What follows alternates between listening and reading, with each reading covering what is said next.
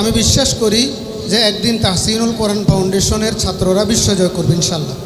এটা অত্যন্ত ইফেক্টিভ প্রতিযোগিতা। কোরআনের পাখিদের ডানা ভেঙে নোয়াখালীর আকাশ বাতাসকে স্তব্ধ করে দিয়ে চিরদিনের জন্য বিদায় নিলেন এক আলোর দিশারি।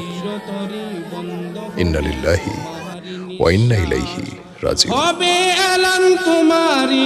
হুফাজুল কোরআন ফাউন্ডেশন নোয়াখালী জেলার সম্মানিত সেক্রেটারি এবং ফতেহপুর মাদ্রাসার শ্রদ্ধাভাজন মুহতামিম হাফেজ মাওলানা বেলায়েত হোসেন ফতেহপুরি আর আমাদের মাঝে নেই।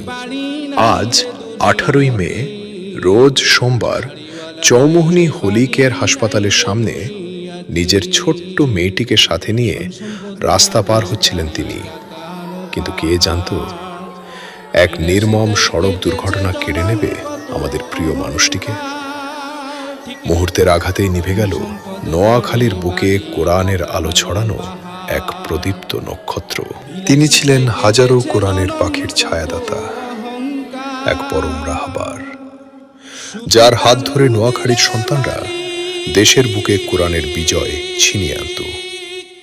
অত্যন্ত নরম মনের মহৎ এই মানুষটি আজ সবাইকে কাঁদিয়ে পাড়ি জমিয়েছেন পরপারে। হৃদয় বিদারক এই আকস্মিক বিদায়ে গভীর শোক ও দুঃখ প্রকাশ করছেন Nazim media centre, HM Monirul Islam Ashrafi সাহেব এবং বিশ্বজয়ী হাফেজ গড়ার কারিগর HM নাসরুল্লাহ সাহেব। তারা মরহুমের আত্মার মাগফিরাত কামনা করছেন এবং শোক সন্তপ্ত পরিবারের প্রতি গভীর সমবেদনা জানাচ্ছেন।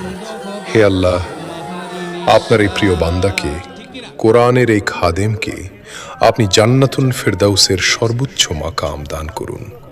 আমিন।